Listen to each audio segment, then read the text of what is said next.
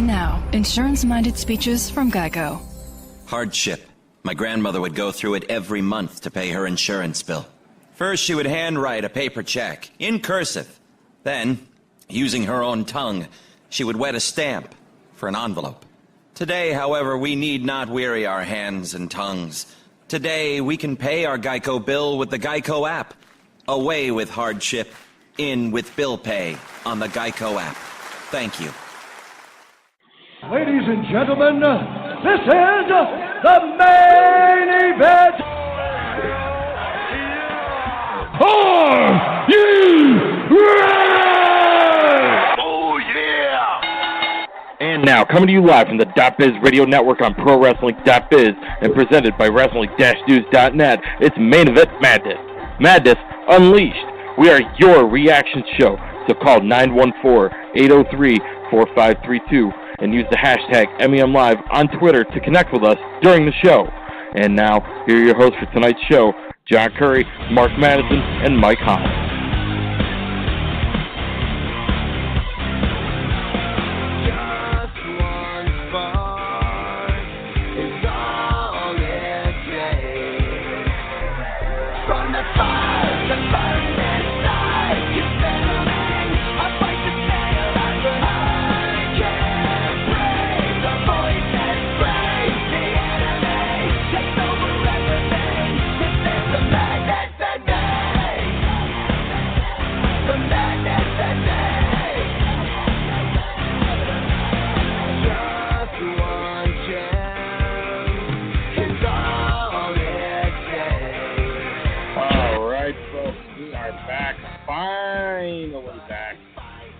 It's been a long time. That's just like riding a bike, only there are a hell of a lot more sound effects on that than we used to have. Guys, this is Main Event Madness Radio. Do not adjust your sets. We are live beginning tonight, going forward, a part of the Pro Wrestling.biz radio network that you can hear exclusively on Pro Wrestling.biz and, of course, blogtalkradio.com/ProWrestling.biz. And I don't believe we are this week, but I believe we will be next week. Wrestling-News.net. And, well, interesting night, interesting time slot. This is our new night, Sundays. And we are your reaction show. We want to hear from you guys, whether it's calling in, as you guys heard in the intro, 914-803-4532, or using the hashtag MEMLive and interacting with us on Twitter, at John MEM Radio, at the Mark Madison, at WWBNRL, which Brandon Lasher is not with us tonight, and at Darman Rockwell is Mike Holland. And at this time, I'm going to bring on two of my co-hosts you guys will be able to hear with me each and every week. They're both writers for TJWrestling.net, but one is also a writer for Sportskita.com, along with a few other places. This man is a man well-spoken, very knowledgeable, and if you guys haven't heard him before, if you guys are new to the show, you guys are going to love what he's got to say. The incomparable Mark Madison.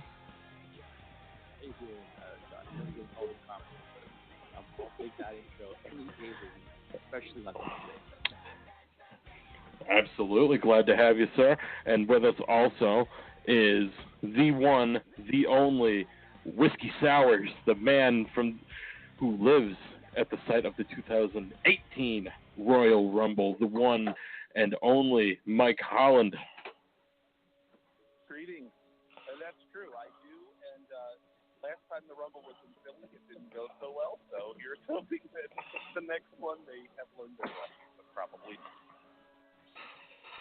Absolutely. It was only that was the year Roman won, right? Or was that the year Batista? Yes, it was. It was the year that the moves were so bad for Roman that even The Rock could not save him. And that was like The Rock's, The Rock has had, notably among other things, like really good visuals, like facial visuals. And the look that he had when that many people booed Roman Reigns out of the building. And it's just, it goes to show you, and they got it again tonight. I don't know what, they got to be turning Roman heel. They've got to be turning Roman heel. There's no way. And yes, I got to do this. And the John means no way. That sounded really, really bad. there's no way you have Roman Reigns going into a match with the Undertaker, presumably at WrestleMania 33, as a babyface. You just can't do it. But surprisingly, joining us tonight, the Royal Rumble, it's WrestleMania season. All the part-timers come out, including the former host of the show, the one and only Alfonso Merriman, apparently wanted to chime in. Look at this. It's everybody's reaction show here, the new main event madness. You called me a fucking part-timer. That's being generous, but at least you got some kind of billing. That's what I'm saying. Listen, I should be called a part-timer at this point. We haven't done the show in, fucking 4 months? Yeah, so I don't feel as bad. I'm sorry. I don't know if we're allowed to swear on Greg's network, so I'm going to try to keep that. I'll try my best. Yeah, definitely. But we're going to throw it around the horn, guys. Again, use the hashtag MEM Live on Twitter, at John MEM Radio, at the Mark Madison, at Darman Rockwell, and for nostalgia purposes, at Al. Me, madness. God, look at this. He's off the show for 2 years and he's slacking. It took me a second to remember. If you guys want to chat with us during the show, also 914-803-4532. That's 914-803-4532 is the phone number to call into the show, guys. We want to hear from you guys. As I've been hyping up all week, we are now your reaction show. We are the official pay-per-view post-game show for the ProWrestling.biz radio network, and we want to hear from you guys, whether it's Twitter, whether it's Facebook.com/MainEventMadness, or if it's calling into the show, or if you guys want to leave some comments, our new archive website, MainEventMadness.podbean.com, one of the smarter investments I've made in the last 3 years. But enough of the shilling. I want to get reactions from everybody. I'm going to go to Mark first because his time on the show is going to be really brief. Mark, overall, what did you think of the Royal Rumble event? The entire show, I'm sorry. Well, I mean, without question, like the stand-up match was a Styles match. I honestly thought it was going to get 45 minutes. I think that was what King of Talk was going in, is that it probably would run till about 9:30. Although, funny the way things turned out, the pay-per-view, the main event started just after 9:30, so timing being what it was still kind of worked out that way. But without question, that was great. Total credit to both Cena and Styles for really breaking out everything, countering, really, and the finish was great. Cena pulling out the AA and then rolling into doing it again just was fantastic. That really stood out to me. What else? I think we could probably have seen the Neville championship win coming. I mean, everything was building up into that, and just being this monster dominant cruiserweight, that was good. Little off-put a little bit by, I guess, the Charlotte, and I didn't really know what happens now. Where does that go with her and Bayley? Is there another match between them? How does that build up to it? Yeah, that's kind of sort of a few that kind of stuck out. There were some really interesting moments, I guess, in the main event. Ty Dillinger coming out into his head was something that, in our household at least, I think I was the most excited about. But, the hopeful surprises of the Samoa Joes or potentially Finn Balor's didn't come. So, yeah, it was disappointing in that regard, and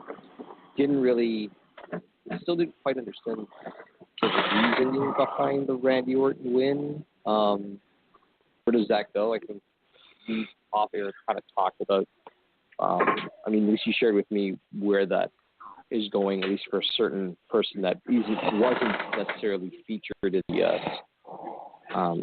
the final two, but may work out in that favor. But yeah, I think NXT Takeover in some regards really. Yeah, I got to see more of Takeover. Had some issues come up tonight, but from what I did see, for my money right off the bat,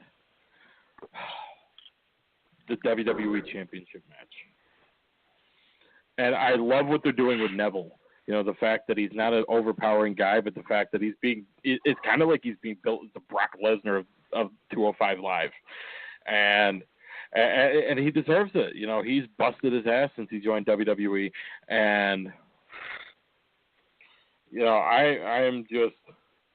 I'm happy he's the cruiserweight champion.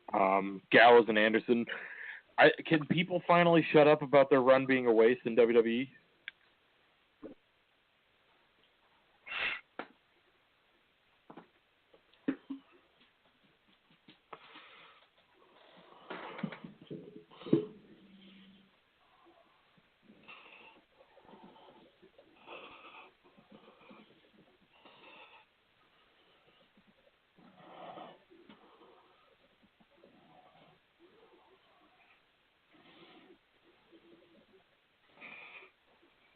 Are you guys there?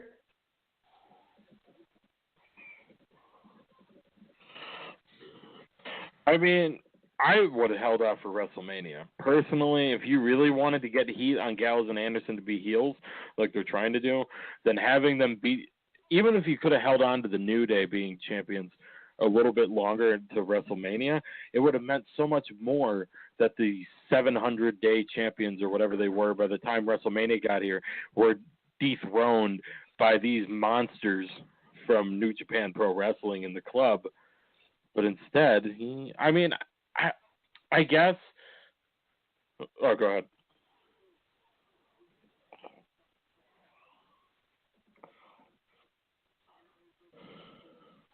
Again, I didn't quite understand why come that close. Why not keep it going? So, I'm with you on that. Merchandise. Merchandise. That's the thing. But nonetheless, I'm excited to see what Gallows and Anderson can do as the tag team champions. But also, where do you touched on it? Where do you go, the Raw Women's Champion? Where do you go from here? Where do you go? Because you can't do Bayley one-on-one again, because why are people going to want to see her lose a second time? And if you have her lose a second time, then you have her lose all credibility going into WrestleMania. If you wanted to do the long-rumored Fatal 4-Way of Sasha, Sasha, Charlotte, Bayley, Nia Jax, like the only 4 women Raw has. Then, I mean, if she already spent months going back and forth with Sasha, nobody's going to really buy Sasha as a credible champion or a credible challenger. Nia Jax maybe, but a heel-with-heel dynamic, that doesn't really work very well. But also, there are a lot of rumors I heard about Bayley getting a push.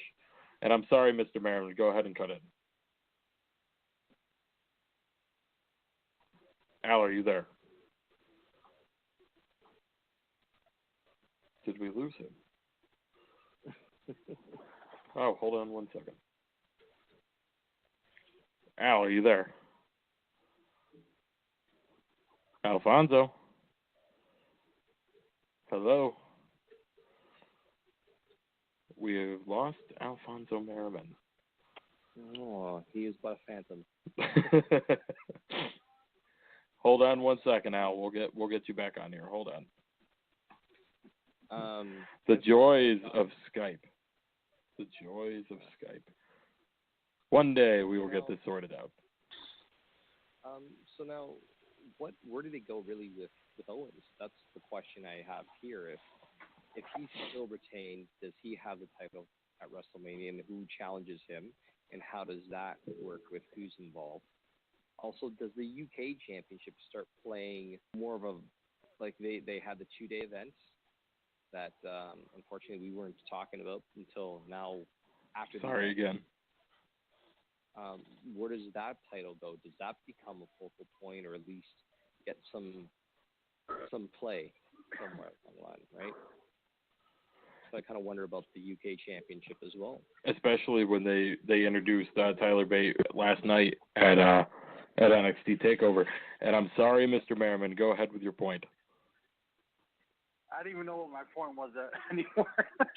Have you ever really known what your point truly was? You guys, and then I was trying to talk, but it didn't work. I don't know what the hell happened.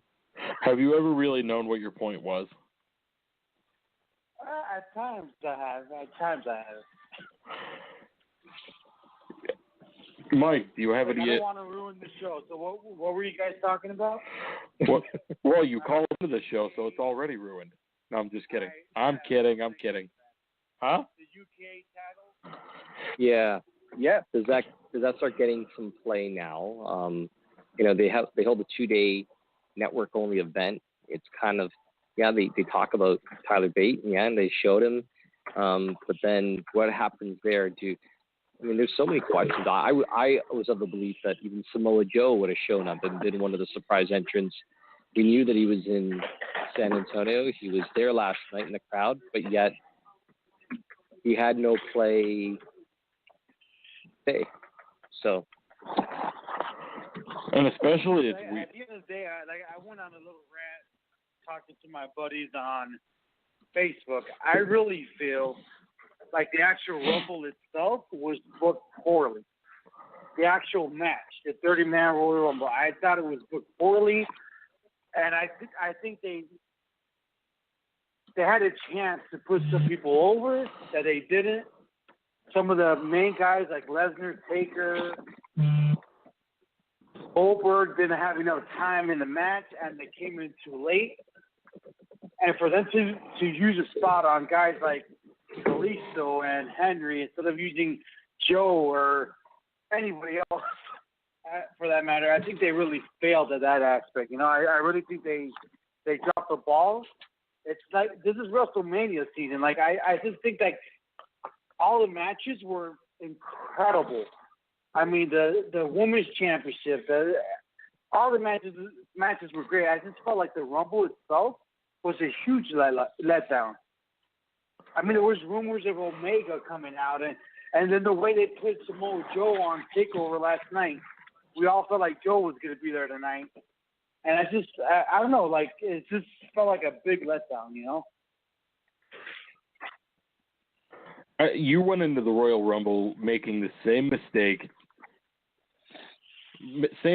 that I do every year, where you bought into the rumors that Kenny Omega and maybe Sting and Tyler Bate and Zack Sabre Jr. and Finn Balor and Samoa Joe and maybe even Shinsuke Nakamura that were going to be there. AJ. But honestly, until Roman came out, I was even okay with Apollo Crews, and I know Kalisto was in the match, but he didn't really serve a purpose, and Enzo didn't serve a purpose but getting murdered, although I did get a laugh out of Corey Graves' reaction.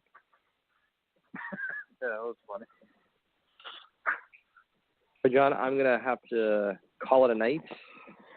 Absolutely, sir. Thank you for coming on, and look forward to co-heading this with you, our new journey here on ProWrestling.biz. And do you have anything you want to shill before you head off?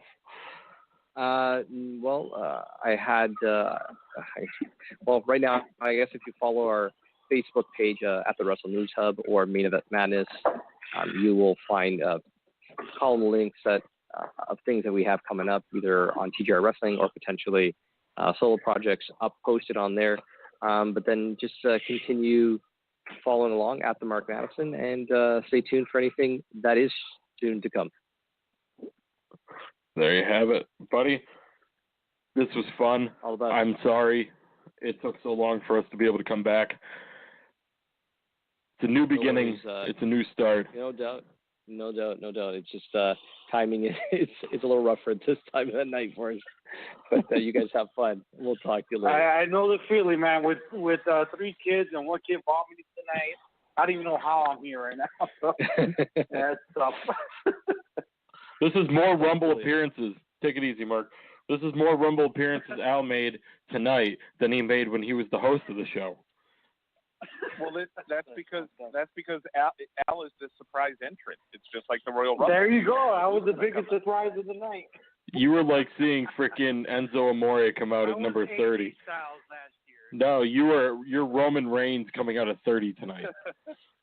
Oh, I guess you're right. That's fucking a disappointment. I can't believe, I'm sitting here getting set up for the show, and I can't believe how much they hype Brock Lesnar, Goldberg, and The Undertaker in the Royal Rumble, and combined, they don't even spend 5 minutes in the match. Thank you. Sure you can. Sure you can. Finally. Sure you can. The only one. Because Go ahead. To your point, John, that move, right, is do the, this is going to be the big, I mean, we all knew that Lesnar and Goldberg were, obviously not going to factor in other than versus each other because, again, you don't need to read spoilers to know that, they're matching up again at WrestleMania. So the Undertaker thing was interesting, but frankly, I mean, look, I'm a big fan of him. How could you not be? But that's the appropriate spot to put him in the match because that's part of the problem, Yeah, but Taker made sense. Taker made sense because you're not going to have... It doesn't take away, to your point, the moment itself wasn't great, but I think you're limited because unfortunately that's part of the issue for them right now. They have older talent that's not going to be able to, handle a half hour of high impact, so you kind of have to pick your spots. Although... Speaking of older... I just figured out while Mark was talking, I think I'm more upset with myself because I believed in the hype of the Royal Rumble match with all these freaking names. I literally just said this. It's all my fault. Yes, it is. I literally just said this. Literally just said this. Yeah, but Mark convinced me to admit to my problems here. So yeah, I'll give it to Mark. 3 years of doing this show, and he finally admits what's wrong with him. It's been I wasn't sold on who I wanted to win the Rumble, but when Roman came out, it was universally, no pun intended, not that sumbitch. No. Yeah. No. And 50,000 people or 48,000 or whatever the hell. However many it was. How many did they say they had? However many they said they had, I'm sure they didn't have it. I don't know. That place is pretty packed. Oh, it's full. But, if the building's full, they go like 10,000 over the maximum attendance. But, it's 46,000 or something. It's awesome to see. 10 years ago, the Rumble had like 10,000 people, and here we are, almost 50,000 people, 40,000 people at a Royal Rumble, not even a WrestleMania. Well, I agree, and I think that part of what Alpha is part of this. I mean, this is like a big event now, and it's almost unfortunately for WWE. And I think they did a lot of good things here, including having Reigns come out and kind of swerving everybody with him being eliminated, which because that was set up well. But as usual, it's kind of like the Rumble underrated event with how good it was for years and years, and it was really an opportunity for certainly guys that were already on the top tier to further bolster, but also for some other guys to make their name. And there were some really good stories like the Flair story and Rey Mysterio, and the list goes on and on, the double elimination. And I think that people are really into it in a major way and looking at it like there's WrestleMania and there's the Rumble. It's been hard for WWE to keep up with kind of what people are looking for. So it's not to excuse them, but there was a lot of great wrestling that happened tonight. Unfortunately, most of it was not in the Rumble itself. And that, I think, has become a theme for them and something that they're just going to have to work on. I mean, to be honest with you guys both, I would use the Rumble to make a star, not to maintain a star. But that's just me. And, I mean, you could even argue that Roman Reigns wasn't made. Roman Reigns was maintained. Because Roman Reigns was already competing for championships and in the main event. So is he made? I mean, it's not like it's a Chris Benoit who had finally broken through that glass ceiling, or like a Shawn Michaels in 1995, or a Rock, or a Brock Lesnar. Well, even Brock Lesnar is the same argument. Trying to think. Yeah. No, Sheamus was the same thing. And I mean, listen, you can do different things year to year. I mean, I think having a dominant performance makes sense from a story standpoint. There's going to be some repetition, but I'm just making the case that I don't have a problem with Orton winning.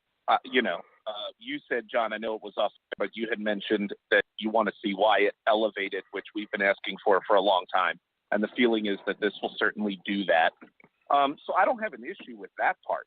My thing is more, this is the opportunity for, not that we don't say it every week, even with the weeks we've been apart, so to speak, but this would be a great opportunity for Sami Zayn, or Cesaro, whose team has imploded to some degree, to really get out there for everybody to see what they're capable of in a match like this, which is a test of endurance. Like, that story is very easy to tell.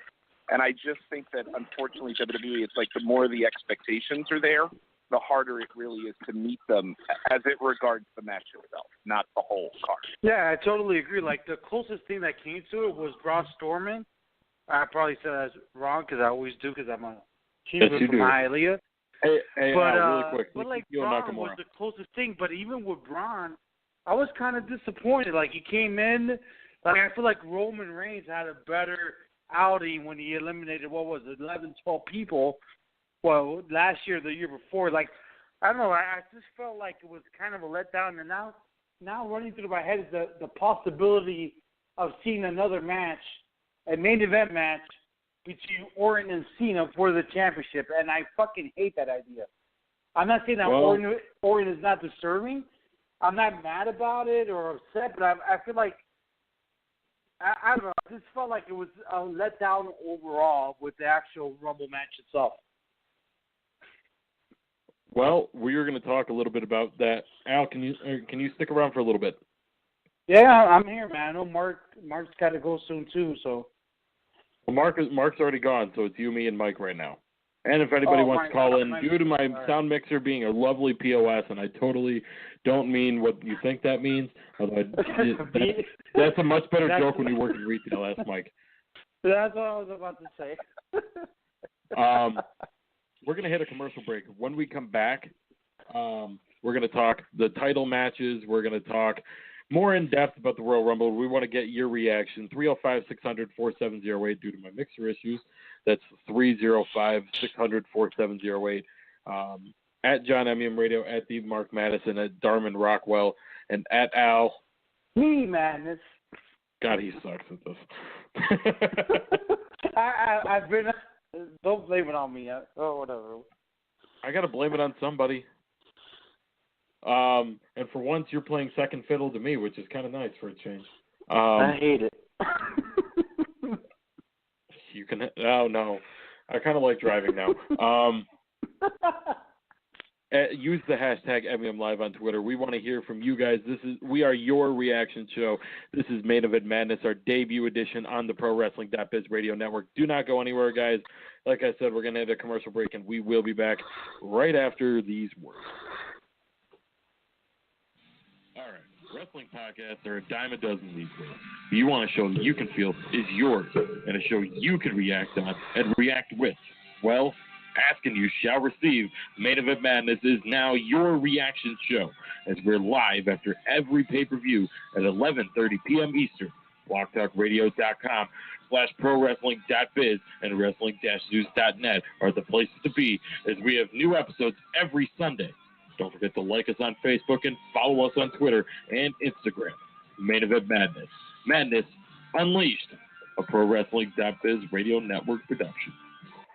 We here at Main Event Madness pride ourselves on being able to connect with all of you during the show and, more importantly, after the show.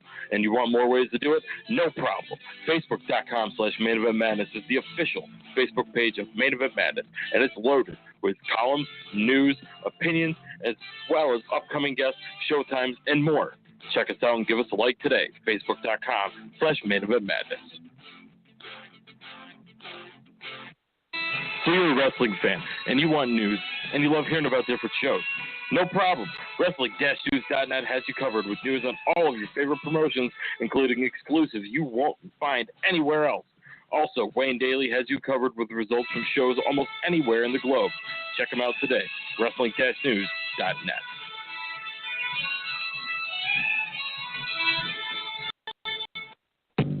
CrewRoundtable.com is the place to find discussion and analysis on all the hot news topics taking place in the Greater Toronto Area.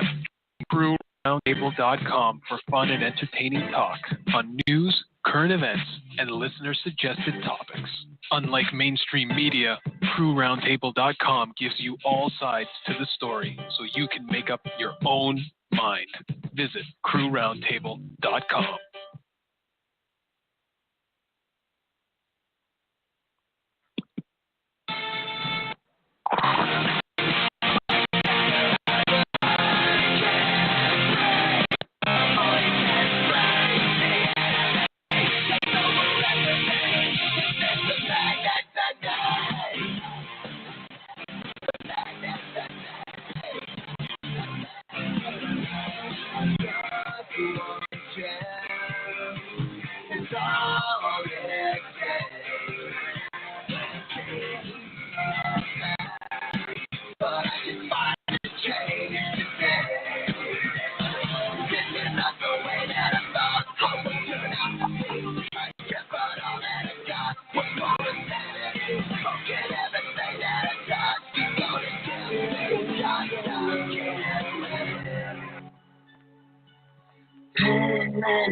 Coming down from the gallows and I don't have to be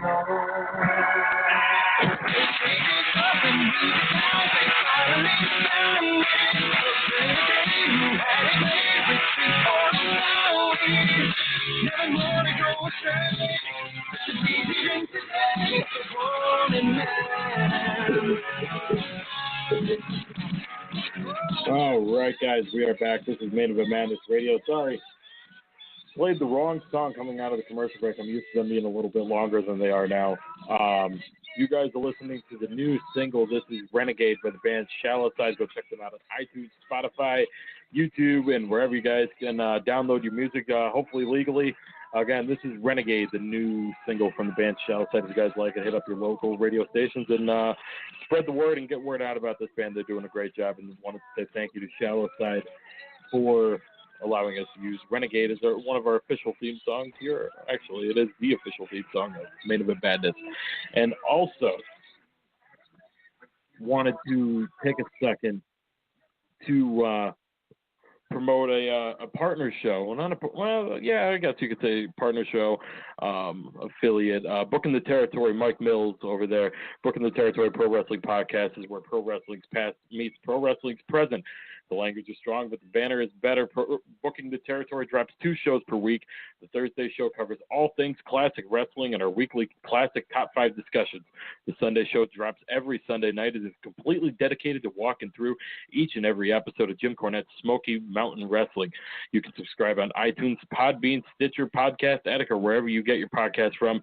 A direct link to all the shows can be found at mikemills.podbean.com. That's Booking the Territory on Thursdays and Sundays for all of your classic wrestling talk, and at BTT_podcast and at Mike504Saints on Twitter. That's mikemills.podbean.com for Booking the Territory.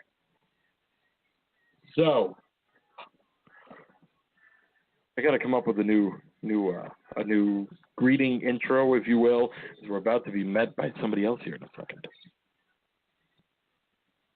Which, if you guys are new to the show, we switched up our format a little bit, and I've got, still with me, I believe, I've got Mike Holland of TJRWrestling.net, and hopefully soon of Sportskeeda.com if Mark has his way, and Al Merriman, formerly of Main Event Madness Radio.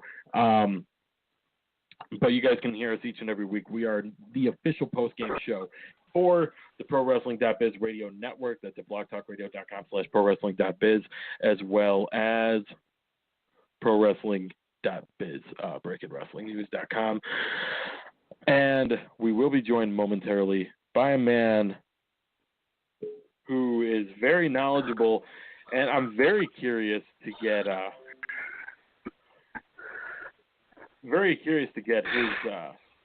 his reaction.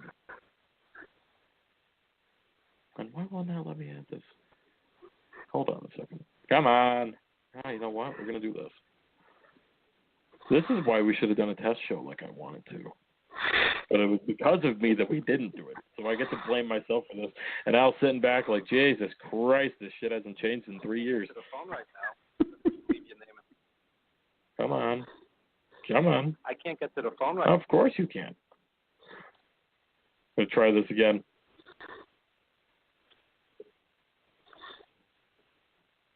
Evan Ginsberg of Legends TV waiting to get Oh, Mr. Evans, how I missed that guy. My mentor. All of your mentor, my mentors. Hello. Hey, there we John, go. I'm trying to get David Hero on the show. Let's see if he complies. Sounds good. What, tonight? I'll let you know. Tonight or in general? Yeah, like right now. I'm trying to get him on the show right now. I'll let you know. Hey, can you turn your volume up a little bit, or are you closer to your phone because you're really quiet? Is that better? Or? You're good, Evan. Mike. Oh, okay, talk. sorry. Does that sound better, John? Or? You're still really quiet, Al. You kind of were going in and out a little bit. I'm right on the phone right now. Like, no headset, nothing. I can't get any better than this. So really quickly I'll here. call back in. 305-600-4708, Al. That's 305-600-4708. Look at that cheap. Look at me. I'm doing these plugs pretty good tonight. Oop. Yeah, John, my TV show's open. You don't need to plug it. Station went out of business. I'm sorry. Yeah. Formerly, well, you know what? We'll just go with this. The associate producer of the Oscar-nominated film starring Mickey Rourke, The Wrestler. You guys can find that wherever DVDs are sold. My mentor, the man who has taught me 90% of everything I know in radio and podcasting, not really radio, more podcasting. The incomparable, even though I use that for Mark, the one and only, and I use that for Mike. It's been a long day. Evan Ginsberg. Hey, guys. So, Evan, what did you think of the show? All in all, I thought it was very good. I thought Cena and AJ was tremendous. I didn't think it was Okada and Kenny Omega tremendous, but I thought it was great. And I thought everything else was worth seeing. And I thought the weak spot, ironically, was the Rumble itself. It felt like forever. 25 out of 30 of the guys you knew weren't going to win. So when they had 8 or 10 of them in at the same time, it just felt like Raw or SmackDown when they aimlessly slapped guys together. And, the Rumble itself did nothing for me. But the rest of the show I thought was quite good. I didn't get to see much of it. I did see the Cena and AJ match, which I think that honestly, do you think that could have topped SummerSlam, their second encounter? I enjoyed the other matches more, maybe because AJ won. I don't know, but I thought it was an excellent match. You can't expect more than that. I gave it 4.25 stars out of 5. It was excellent. And I hope this goes to the Cena haters. Oh, Cena can't wrestle. Cena wrestled his ass off tonight. Absolutely. But we've all said, I think all three of us have said that, that's just silly. I mean, you can, dislike a lot of things about Cena, and, that's fine. I'm not a huge fan of the character. How could you be if you're not 12? But as a guy who wrestles night in and night out, I mean, I've said before, I've seen John Cena at a house show wrestle his ass off. I mean, the guy just he does that. So I think if you fall into that category where you just don't think he's worthwhile as a performer, you're just not paying attention. I mean, he's very good, even in a part-time capacity, which I guess is a different issue. But, you know, I don't think you can question his ability or, you know, his dynamic in the ring. It's not for everybody. There's some elements of Hulk Hogan to it, for sure. But, you know, Hogan sold a lot of tickets, and Cena can wrestle a hell of a lot better than he could. So I give him his props, and I think you guys are right. That was the match of the night by a large margin. And unfortunately, I guess they were a victim of putting that match on before the Royal Rumble, because I agree with Evan. I thought it was kind of, you know, you're supposed to build up to the big moment. And that was kind of like, well, we've had the big moment, and now, oh, yeah, here's this, too. Exactly. And as far as Cena, the guy's, what would you say, 40-ish at this point? He's turning 40 this year, I believe. Turning 40, okay. The guy wrestled his heart out. It was a long match. It was a grueling match. Walks into the crowd to pose with a Make-A-Wish kid. Of all the people on planet Earth for wrestling fans to quote-unquote hate, this is ridiculous. I mean, you know, you got so many dirtbags in this business. I mean, here's a guy who devotes so much of his time to charity, of all the guys to dislike. It's amazing, just amazing to me. See, it's a little bit different for me looking at Cena with this match because, you know, yes, I'm not 12, but thank you, Mike. But for me, getting into wrestling 10 years ago, the guy that I pretty much grew up watching, you know, I was a younger teenager, but for all intents and purposes grew up watching was John Cena. He was the face of the company and the protagonist, if you will. You know, that I really know. You know, he's to me what Hogan and Savage and Warrior were for you, Mike. Not trying to predate you there a little bit, but no. I mean, listen, I think, as you know, I certainly am not Evan when it comes to the history, but you look at the development of that. Bob Backlund was, you know, that type of champion. Bruno, of course, Hogan.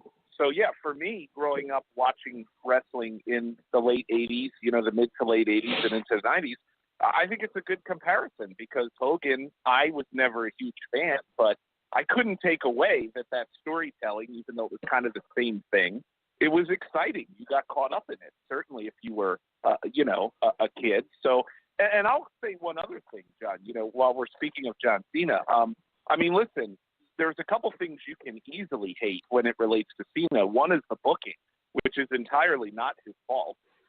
You know, similar to Roman Reigns being booked, I'm not a fan of the Superman story, you know, over and over. But again, that's not the performer. That's creative. And the second thing is he survived that horrible white wrapper thing, which, you know, in the hands of someone else could have been a disaster. So I think to your point, he is the face of the company for many. And let's face it, you can't argue with numbers. When the guy is on the card or the brand, he draws. There's no argument to that. So I hopefully, to your point, this is another opportunity for people that do not appreciate the wrestling side of Cena to see that the company needs him in a major way. Because frankly, if he and AJ were not on this card, and that's not to say they couldn't have had other people that maybe didn't appear, but think of how much different this card would have been without those two guys working their butts off in that title match. Not even that. I feel like it's worth something.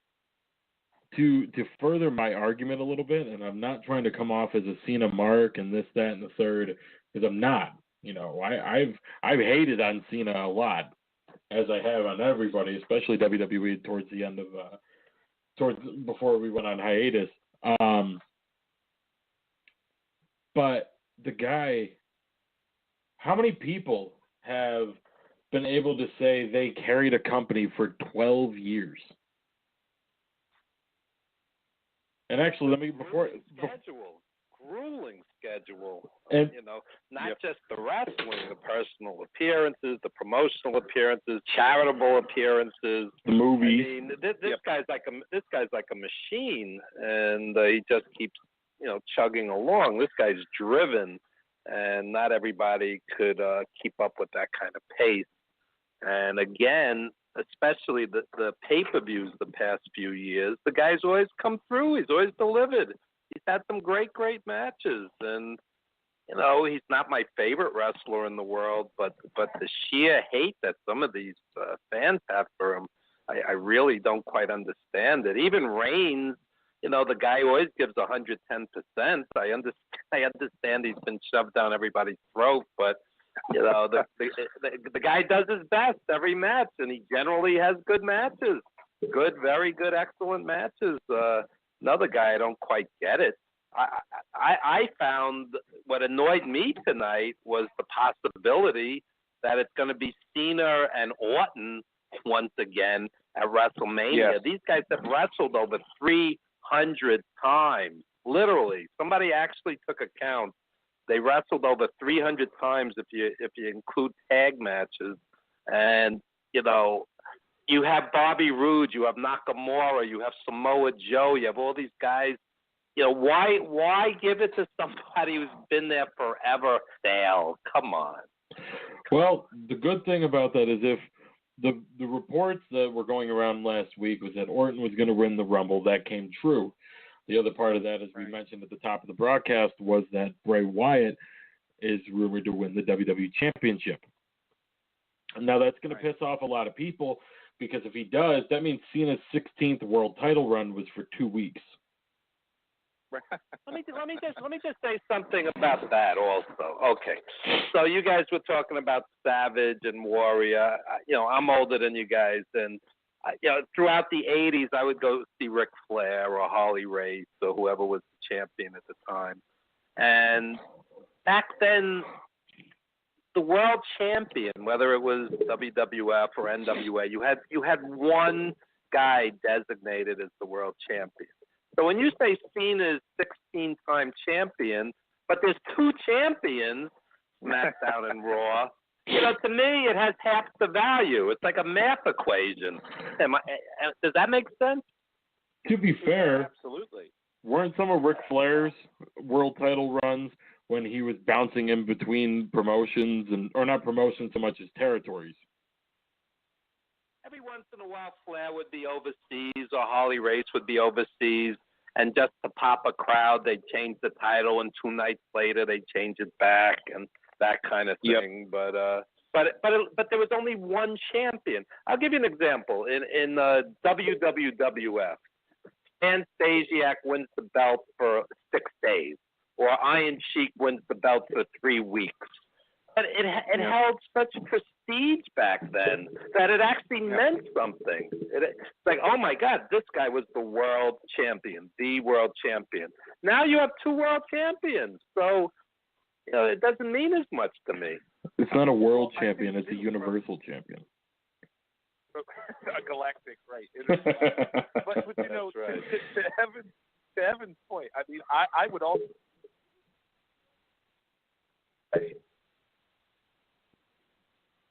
Sounds cutting out. Say that one more time. Go ahead and say what you were saying one more time. Oh, sorry. So, yeah, I mean, there's too many titles, as we know, and there's so many champions that you have to squeeze them onto the pre-show and that type of thing, which I think is unfortunate for the belts. But as it relates to Evan's point about the world title, I couldn't agree more. And in fact, I don't know that we're any closer, unless I didn't watch the broadcast closely enough, because I admit it was a little long for me. It was like a Scorsese movie. It was so long. But I missed where, the big thing with the Rumble was you could pick which champion you wanted to fight, and it's all become very convoluted because of this desire to do this, brand split where they compete against each other if you're buying into that. At the end of the day, the belt has to have some value, and I can't argue that point, that I think when you are diluting it somewhat, it makes the whole story of, well, this guy's a 100-time champion a little less captivating. I mean, I can remember, when they would change those belts at a house show that wasn't on TV, back in the days of just wrestling magazines versus the internet. Yes, I'm old enough for that. It was like unbelievable. Oh, anything can happen. Now it happens every night. And you're like, well, who cares? So look how many times they've changed the cruiserweight champion since it started. What does that belt mean? I mean, good for Neville. He deserves it. He's a hell of a hand. But 18 people have been cruiserweight champion. It's like the hardcore championship all over again. Yeah, they've really botched those cruiserweights. The cruiserweight classic was tremendous, and the 205, you have like the same half dozen guys in the same matchups over and over again. And then when they put them on the main shows, they're on for 3 or 4 minutes with commercials in between. They've really devalued that fast enough. Well, the only thing I can say in their defense is I don't think they got everybody from the CWC under contract. Because I know the big fish out of that was Kota Ibushi, but right, John. Right. Well, I was watching a WWE program where JBL says he goes they made $173 million off of TV last year. Splurge a little. Come on. They could hire a few more guys if they chose to. Well, plus the thing I don't understand is the story about Ibushi. As I understand it, he said, I don't want to work exclusive. And they're going to battle him over that while they let guys like Goldberg and Brock Lesnar and everybody else work as part-time as they want. It's ridiculous. The guy's recognized internationally. Bring him in when he is available. Who cares if you don't own his rights? Like, get out of the 1960s and get into reality. These are people that will transform your product if you let them. But, Evan said again, and he's right, I was afraid they were going to put Samoa Joe into this Rumble because I don't want him to be booked like everybody else. And so I actually think it's fortunate that he wasn't in it. I wouldn't have wanted him in it unless he was going to win. And I just feel like WWE does this move where they get you excited about the possibilities. And then unfortunately, once the main creative gets a hold of some of these guys, you can't push everybody, but these are stars that could really change the product. And to your point, John, the face of the company has always been this big, muscular, hero type. And we're kind of getting away from that. So let's get it international. Let's get it multicultural. And let's not pretend like we're still booking like it's, guys chomping cigars around the table. What's going to be interesting, too, is they kind of laid out some plans tonight. The people are saying Undertaker and Reigns, and which I hope to Christ they don't do that. But, God, that's going to be a bad match. It's Reigns Strowman first. Shoot me. I'll go watch TNA. See Broken Matt. Goldberg and Lesnar and what was the other one that Wayne said? Did we lose him again? House fading into the intergalactic territory. Yeah. I'm trying to think what other match.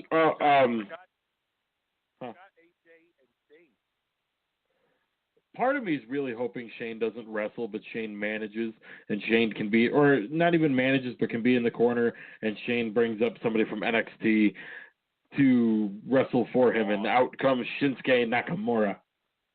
Come on. You mean to tell me you'd rather watch Shane versus AJ than AJ versus Nakamura? I don't mean to sound like Evan, but come on. Of course not. I just made that point. I'm just telling you. You just, we're raking Oliver the coals for his false hope in the Rumble, and now you're putting out stuff that's less likely than Vince retiring. Listen, if WWE went by status quo booking, the WWE Championship match probably would have been AJ Styles versus Dolph Ziggler for the 915th time. Which was my point I was going to mention before. I hate to say, talk crap about Dolph Ziggler, but would that have had the same effect, AJ and Dolph versus AJ and Cena? And that's where you go back to the argument we had at the bottom of the hour, or not argument, but the argument I made, where people kept saying Cena can't wrestle. Can you say that anymore?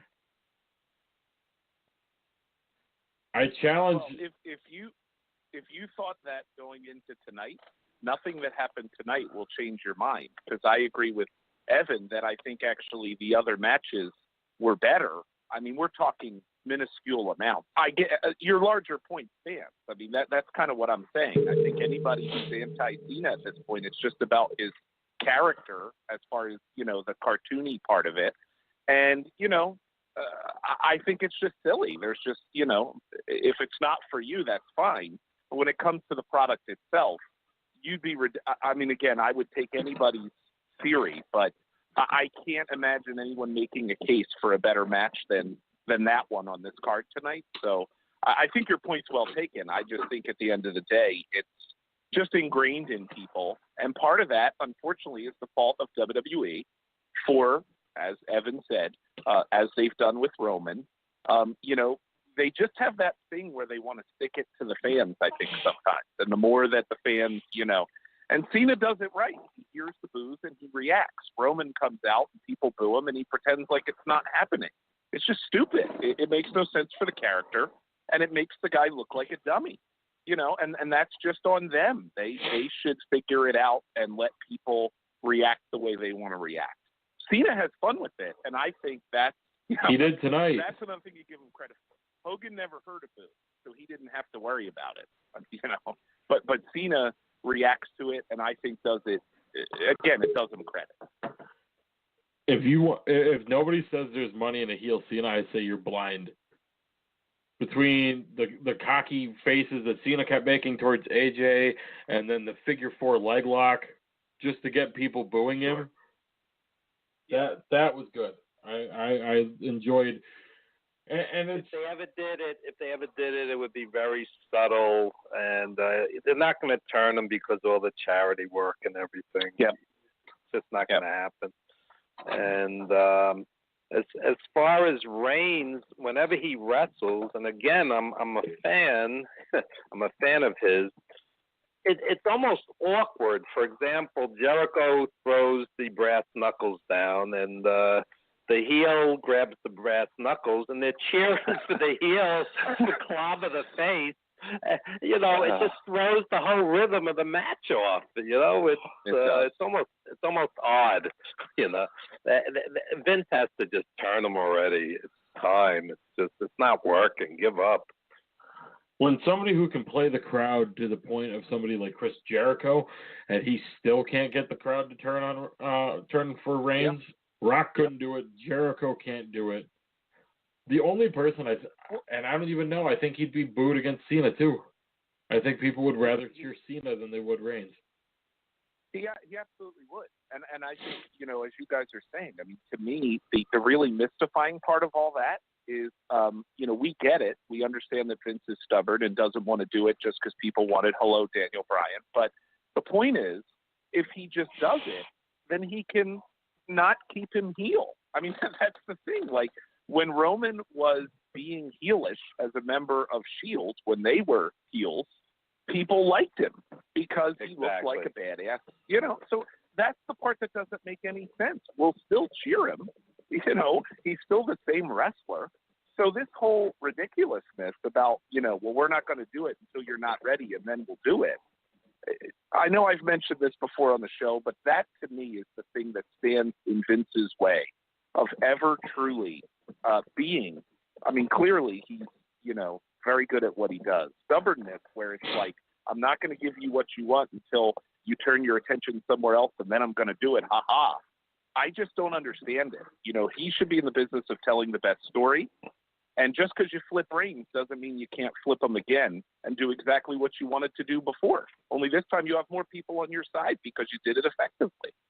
The other thing is when you watch the WWE Network programming, the interview shows, and you really listen to a JBL and people like that, inevitably they have a certain amount of disdain for the internet fans.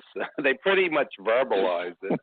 And, It's like they try to play it off like it's a small, minute portion of their audience because they're so happy to sell T-shirts and junk to kids and teenagers, but deep down they know that a lot of the criticisms are legitimate and they don't want us running their company. So you'll have Orton and Cena for the 350th time or whatnot, or they'll refuse to turn Reigns. They just don't want to listen. And the fans were right with Daniel Bryan. They were absolutely right. And many times they are right. And, the old adage, "Summer is always right." Many times that applies in wrestling. The fans know what they like. They know what they don't like. They like the badass heel Reigns with the Shield. The Shield was tremendous, and they don't like him as a face. So roll with it. I mean, what's the point of being stubborn? The worst, and I mean, if they do, like I've mentioned, if they do go Reigns Undertaker, how in the hell can you book that with Reigns being a babyface? You can't. I'm sorry, but there's literally no way you could have Reigns be a babyface in that situation. No, I agree. If that's the program, then Reigns is. But I mean, I saw nothing tonight to indicate that. You're talking about a small window of time, and it looks like they're putting him in with Strowman. So I agree with you, John. I mean, if they're doing that, they'll have to sow the seeds for that, shortly at Fastlane or whatever, and then that would fully, mean he was going heel, no doubt. But the other thing that Vince always goes back to is he loves big guys because that's what his dad's territory was. You had Bruno, you had Pedro, you had Backlund, and the big monster heels would come in. Ernie Ladd and Killer Kowalski and Superstar Graham. They'd have these big monster guys, and that's what they were used to. And McMahon's never gotten past it. Even in the Rumble tonight, you had a half dozen times. Big guy versus big guy. This is Vince's bread and butter. This is what he knows. So to him, Reigns is a big guy with muscles. This is what he knows. This is what he pushes. This is what's always worked. The guy's 70. He's not going to change. This is his mentality, and it is what it is. Now, where does I want to go with that? The interesting thing, and I was just thinking about this, Mike. You had mentioned before about Kevin Owens. I believe that was you, or was that Mark that mentioned about Kevin Owens, or where do we go from here? Mark actually was asking, where. Sorry about that. To Mark's point, I have one word for you. Goldberg. Yeah, well, that would not be. They've sort of teased that, so you could be right about that. I hope to God not. Oh, and then people were saying, and then Goldberg can go defend the WWE Universal Championship against Brock Lesnar. Yes, because that was a match that they went out of their way to take a belt off of, 10, 15 years ago? Yeah. I mean, Eddie Guerrero winning the WWE Championship from Brock Lesnar was out of left field. Why? Because they went out of their way to get the belt off of Brock Lesnar.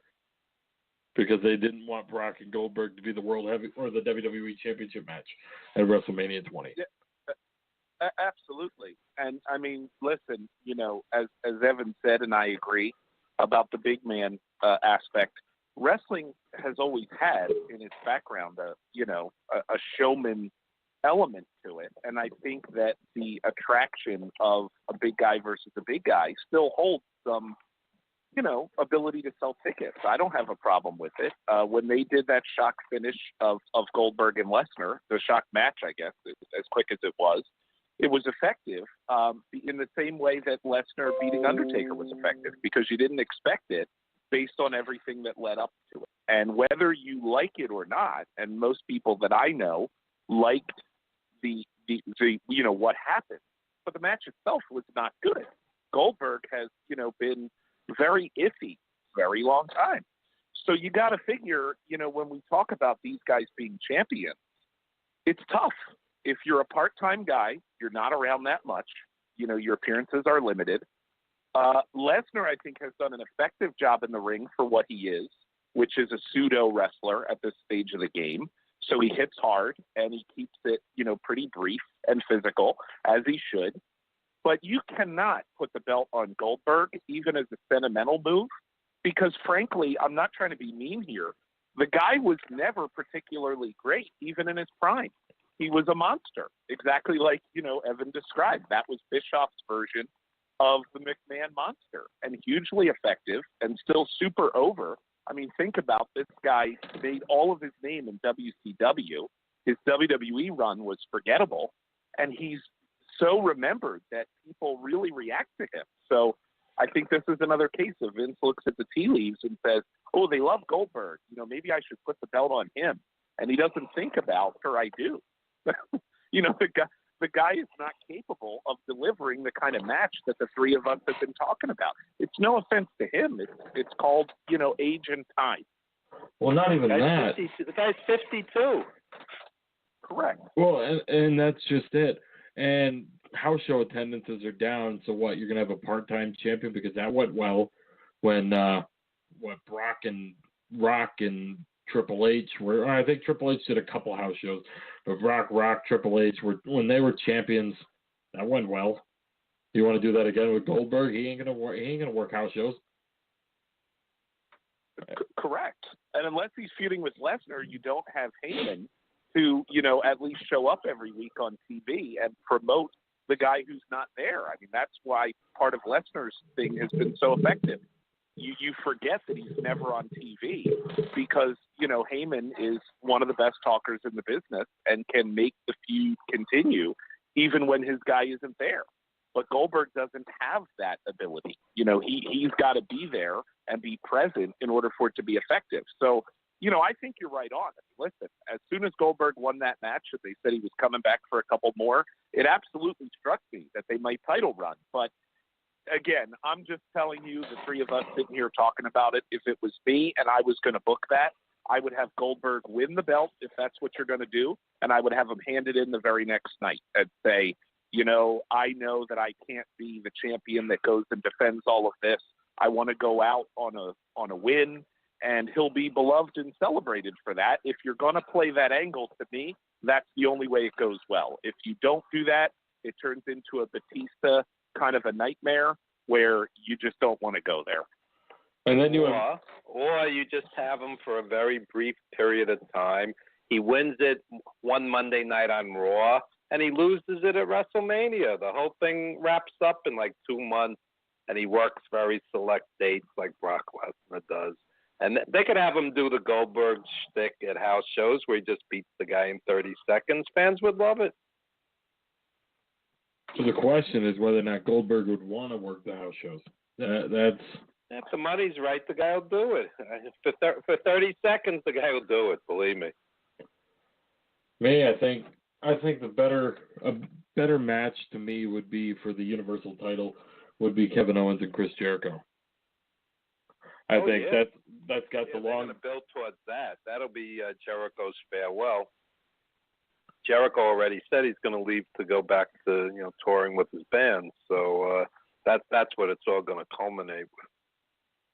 Which is fine by me. Get an I Quit match or something like that, but at least let Jericho get one more title match or something at WrestleMania. He deserves it. He has done the work. He's done some freaking renaissance work for his career the last year that he's been in WWE. Yeah. But any last thoughts we want to hit on from tonight's Royal Rumble event? I mean, the women's match kind of basically rinse, wash, repeat. Charlotte wins, LOL. I thought it was a decent match. It wasn't anything I'm going to remember 5 years from now, but Bayley's, she's got charisma, her own kind of charisma, and I basically enjoyed it. It's nothing I couldn't live without. Al, are you still with us? I don't think he is not. Mike, anything left from the Rumble that you want to touch on? I thought that the one thing, well, I shouldn't say the one thing, but I liked that Ty Dillinger was there. They rumored, that he was going to come in at 10, and I thought that was a good moment and an example of how NXT has done some great things, that they would acknowledge that in that way. So, kudos to him and to them for finding a way to put that in there. I thought that was well done. I agree about the women's match. It's no offense to Bayley. I think, unfortunately, on the Raw side, the women's division, it's a little tough because the way they're presenting it doesn't make a lot of sense. Maybe she gets a WrestleMania rematch, and that's her big moment, which, is good. So overall, like I said, I thought the card was decent. I thought the title matches were both very good, which, that to me is what drives or sinks the event. The Rumble itself was, as Evan pointed out, not great. Yeah, not, I'll be kind and say it wasn't great, but considering what WWE has done lately with pay-per-views, I was reasonably impressed. I thought it was a decent enough event. It was definitely watchable. There were moments of it that were great, but the Rumble itself disappointing to me. They'll have to go back to the drawing board on that one for next year. Now let me ask. I've come up with this theory on WWE pay-per-views.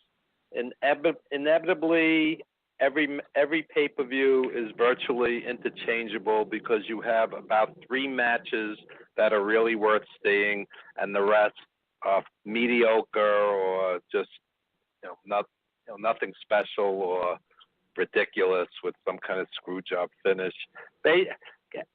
Can you think of a pay-per-view where you've had more than 3 really, really good matches? Maybe No. 1 or 2 of the NXT takeovers, maybe. But yep. To me, it's all interchangeable, and they're all good. But it's not Wrestle Kingdom. Fair enough. Now, for shifting gears really quick before we wrap up, Mike, are you good with recognizing theme songs? Well, yeah. For who? For wrestlers? Yes. Yes. Well, I mean, I think I'm pretty good. Sure. Okay, so if you had to put your money on one of these 3 for Monday Night Raw tomorrow, let me know what you think.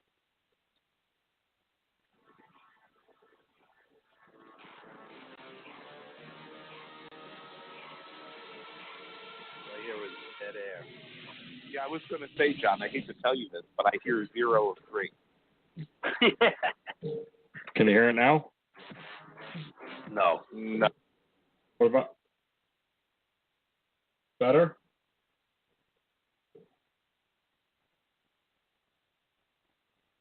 Nothing? Still can't hear it?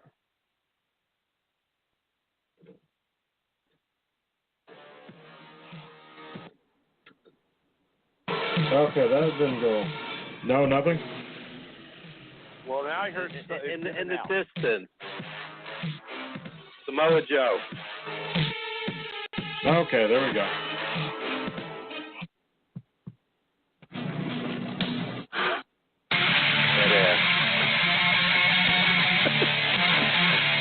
Trying it. It's a music segment without music. This is an innovation. This is the hardest thing that. Can you hear it?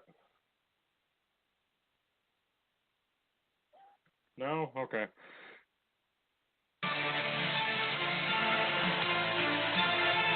Okay, screw it. Nakamura. No. Oh, well, that was the third one. Samoa Joe, Finn Balor, Shinsuke Nakamura.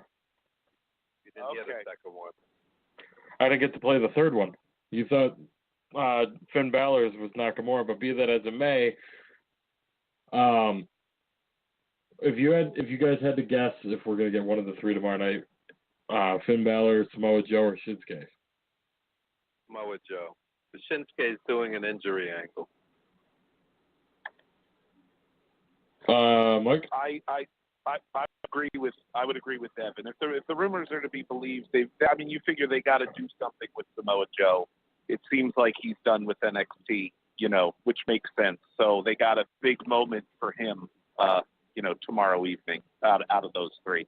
Baylor's not out of the realm of possibility because supposedly he's ready to come back any minute, and he's already been in the storyline. So, that would make sense. But if I had to pick one, I would agree with Evan. Now, let me ask you a quick question about NXT pay-per-views, the takeovers. I watched it Saturday night, and I enjoyed it. I didn't think there was a bad match in the bunch, but I didn't think anything was a great match. Ultimately, I watch it. I go, it's one notch below a Ring of Honor pay-per-view. What's your take on that? Well, I agree with that completely. I mean, I think you're right. It kind of depends. I felt like that particular card was a little less than what the other NXT takeovers have been. Their bar's been set very high. But I agree with you. I mean, I think the scary part is that if WWE promoted NXT, they had an outlet for it other than just the network. It would be very interesting because I agree with you. I think the quality level is there. I would put it a notch below Ring of Honor, but largely, I mean, it's almost become the funny part, like we talk about on the show, that when they do these big four events and they have the takeover, the night before, a lot of times the takeover card ends up being superior. Because I think to your point earlier, it's more balanced. The matches that you may not have the 5-star match, but you've got, 3 or 4 solid 3.5 to 4.5 versus some of what's going on the main roster. So I would agree with that take. Yeah, the other thing with NXT, I went to a house show in New York, and they put Nakamura in these meaningless 6-man matches instead of having a title defense. And part of it could be because he was injured, but I don't think it's quite as great as people make it out to be.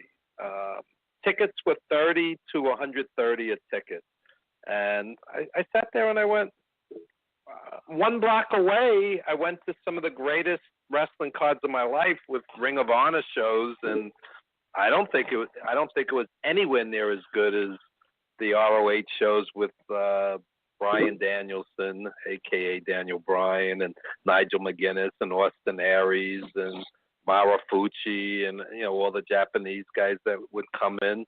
I don't think it touches it. I really don't. And I think it's a quality wrestling product, but when you're charging $130 ringside for a house show, it should be a quality wrestling product. What's your take on that? I think they're... Well, you go, John. I was just going to say, I think they're in a little bit of a tough time right now because they're kind of rebuilding, and I think they called up too many people too quickly.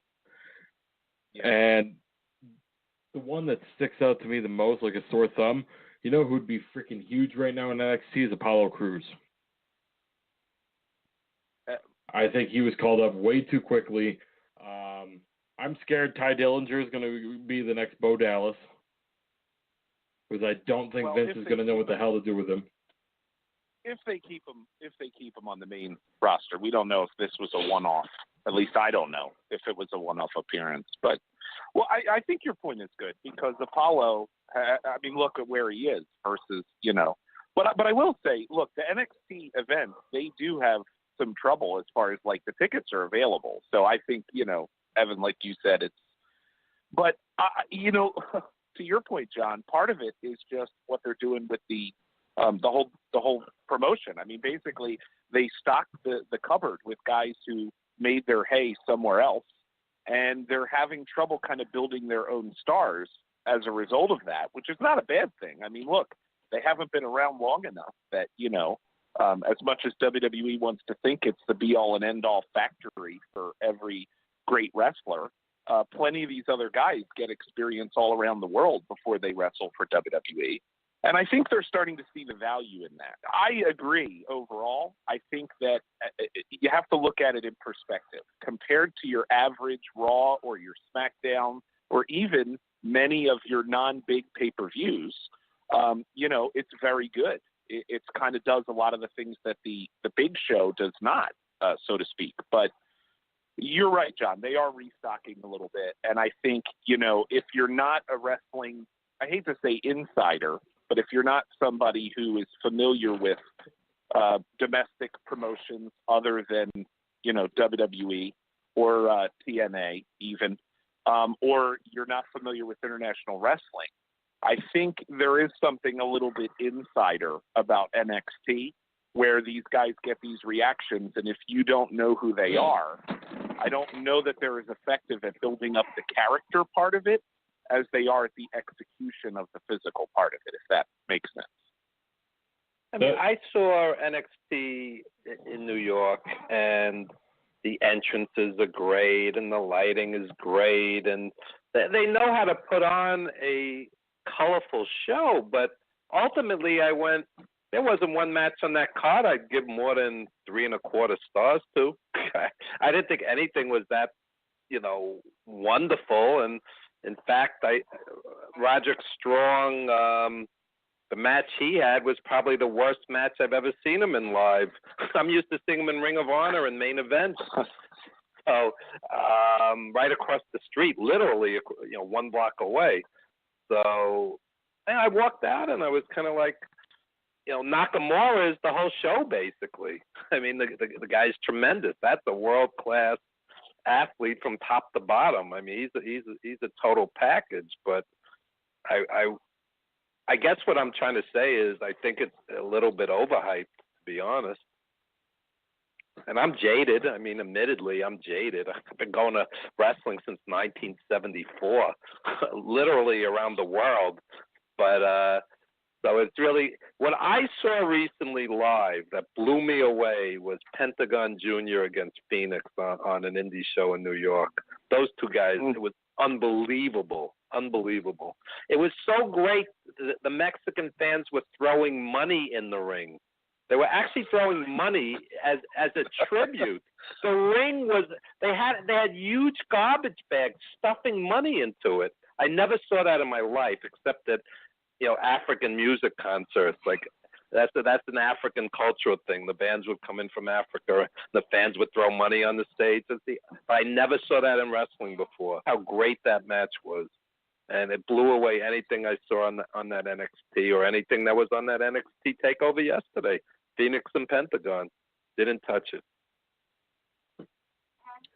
Now, wrapping up, or right before we get ready to wrap up, Evan, is there anything, and I know you'd mentioned, unfortunately, you no longer have Legends TV, but is there anything you would like to promote or... Yes, my new wrestling group on Facebook, Evan Ginsberg's Old School Wrestling Memories. Check that out.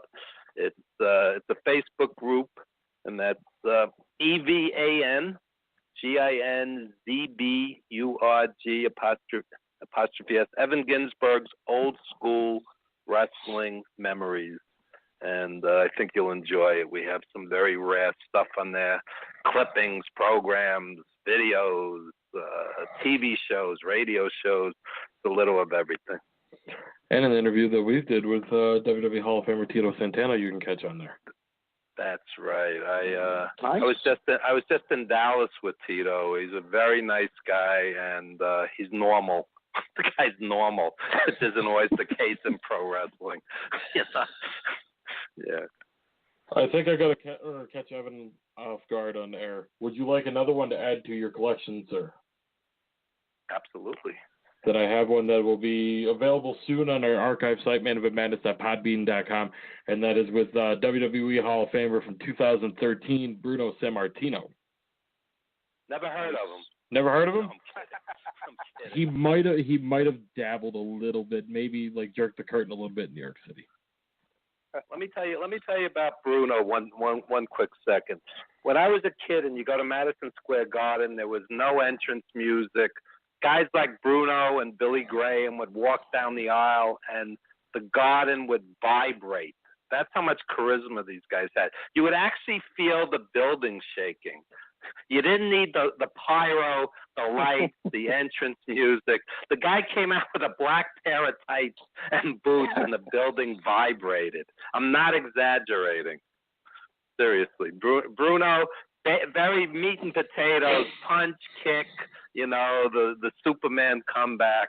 but the guy had so much charisma. I'm sorry you guys never experienced him live because it was really something special. Nakamura is somebody special, you know, where you get like chills when the guy comes out. It's very rare, guys like this. And Mike, is there anything you would like to promote? Well, quickly, I have two things going on. As you've said, John, both Mark and Mike write for TJR Wrestling, and we recently did something we've been meaning to do for a while, which finally came together, which was kind of a piece co-authored by both of us, where we talk about, similar to the show, we talk about 3 or 4 different topics that we generated and kind of play off of each other's responses. It's called Mike and Mark's Excellent Wrestling Adventure, which I think is a great name. I did not ask for top billing, but Mark gave it to me anyway, which I appreciate.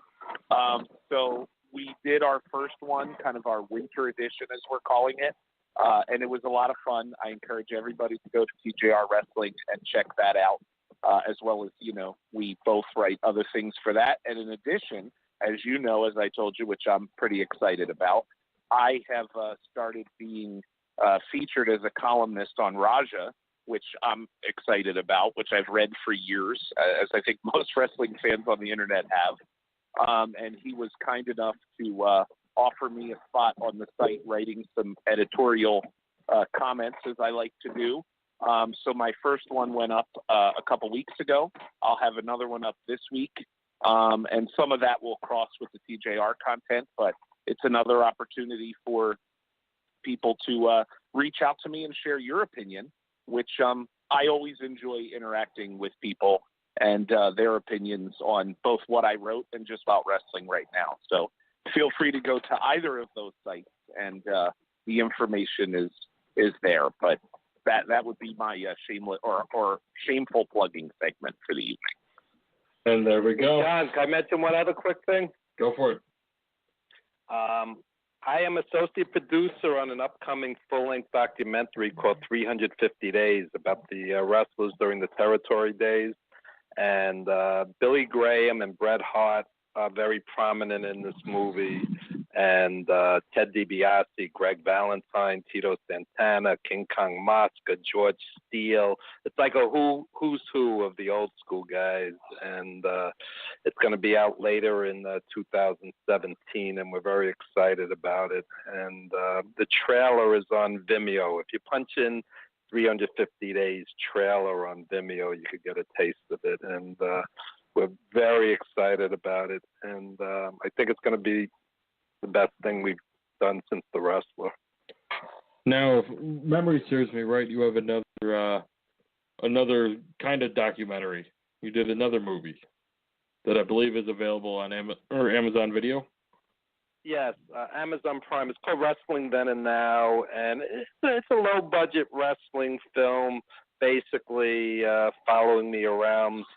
I visit my eclectic friends, Killer Kowalski, Nikolai Volkov, Homicide, guys like this. It's an interesting little film, and you could rent it or buy it on Amazon Prime. So check that out also. That's an older film, but it was a lot of fun doing. And there you have it, guys. Now we will be back live with you. When the hell is Elimination Chamber? 2 weeks. Jesus Yep. Christ. Why couldn't it be 3 2 weeks? Sundays from now. Why couldn't it be 3 weeks? Isn't that ridiculous to have a pay-per-view 2 weeks later? How do you build towards that? I mean, what do you think of that? Horrible. I'm excited. It feels like a throwaway. It's in between Royal Rumble and WrestleMania. And then there's like 2 weeks after that.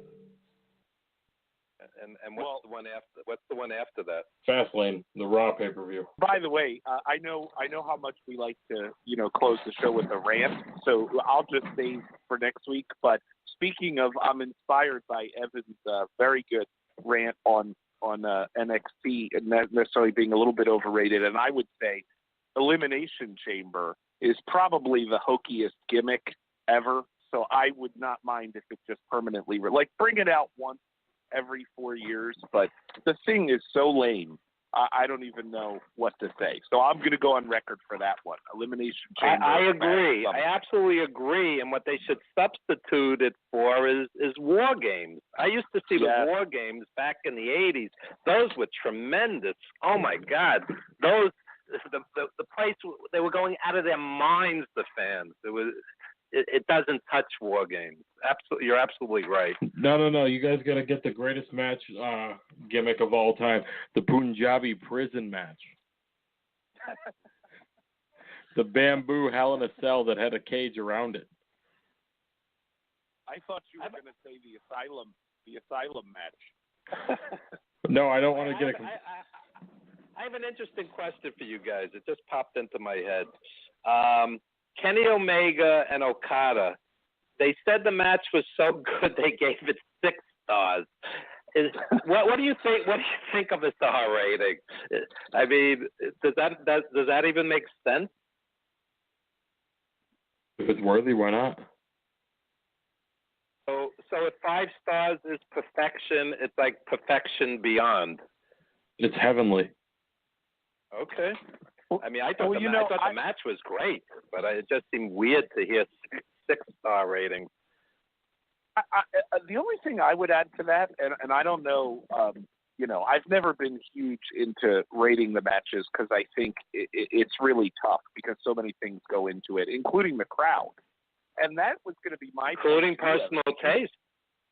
Absolutely. But as you brought up about Bruno's entrance, I think the way the crowd is or isn't into what they're seeing adds a whole other dimension to those matches. So that's the part, if you were going to give it an extra, the performers can only do what they can do, but they really do rely on the audience to help them tell that story with their reaction. And if they're not going to be cooperative, that it can get real bad real quick.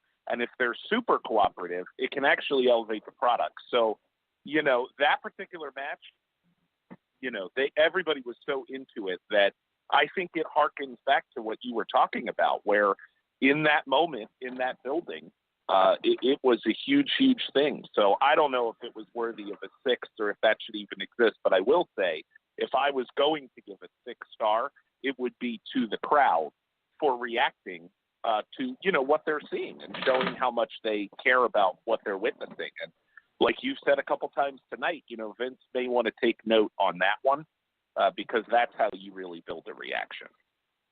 And the opposite happened tonight. You had Neville and Swan putting on a very good match, but the crowd was dead because that should have been on before Owens and Reigns. You got 37 chairs and tables. You can't top it. So the crowd was dead. If that had come right before, it would have been a much better match. Right? I totally agree. I actually think that match should have kicked off the show myself. Yeah, that's what I said online. I said the same thing. It should have opened the show. Those guys are tremendous. It was an excellent match. The fans were so dead it took away from the match. There was no reaction. Almost no reaction, except the best high spots. But, it was a shame because they deserve better, those two guys. They're both great. And on that note, guys, I think we hit everything that we wanted to hit tonight. As far as three guys talking passionately about the proletarian performance art, professional wrestling. There you go. Wow. I can't do it any better than that. Theater for the people. That's what my radio mentor Fred Giabold used to say. The proletarian performance art. So well said, sir. I can't say it any better myself if I wanted to. And on that note, we will be back with you guys. We'll have a new episode for you guys next Sunday here on blogtalkradio.com, the ProWrestling.biz radio network. That's blogtalkradio.com/ProWrestling.biz, BreakingWrestlingNews.com, ProWrestling.biz, as well as next week we'll be back on Wrestling-News.net as well. And in the meantime, I have a majority of our shows so far uploaded right now with a bunch of exclusive interviews with Jeff Jarrett and Tyrus and Gunner and Brodus. Oh, well, he's the same one, but he was both. What is Tyrus doing on Fox News? What's that all about? I have no idea. They have him on like talking about news stories. I was just channel surfing one day. I can't figure this out. I have no idea. You hear about this? I heard about it. I had no idea that he was on there. Yeah, I mean, he's like a news correspondent or whatever. I couldn't figure. I caught the tail end of it. I couldn't make heads or tails of it. It was like maybe surreal. Evan, the only thing I can tell you is maybe he's trying to get it back in Vince's good graces because, Dolph was hanging out at the Republican convention and Linda's in the cabinet. So he's probably trying to get back in there now that Trump is president. Well, they might as well give him a position. They got people in there with no experience to begin with. He could be like Secretary of Wrestling or whatever. And on that note, guys, like I was mentioning, sorry, it's been a very long day for me here. A bunch of exclusive interviews at maineventmadness.podbean.com. Like I was saying, Jeff Jarrett interview, Tyrus a couple interviews, Teddy Long, Magnus, Vampiro, Tito Santana. A lot of great interviews over there. maineventmadness.podbean.com. And again, very happy to be a part of the Pro Wrestling.biz radio network, and thankful to Greg DeMarco for allowing us to have the opportunity. And we'll be back with you guys again with a new episode next Sunday, and we'll be live after the Elimination Chamber again as your pay-per-view post-game show. And until next time, guys, for Mike Holland, Mark Madison, Alfonso Merriman, Evan Ginsberg, I'm John Curry signing off tonight, and we will catch you guys next time. Take it easy, everybody.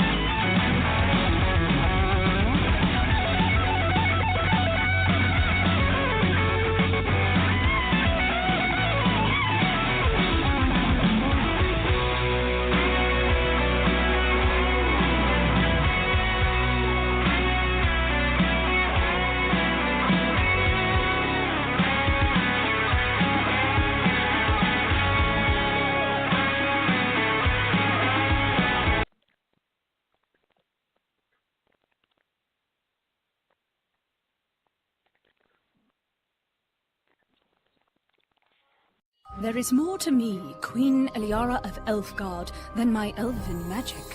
Just as there's more to Geico than saving you money, Geico also gives you 24/7 access to licensed agents online, on the phone, or on the Geico app. And while I am a mighty elf queen, I am also a mighty big fan of barbecue potato chips. Minions! More smoky mesquite. Geico. Expect great savings and a whole lot more.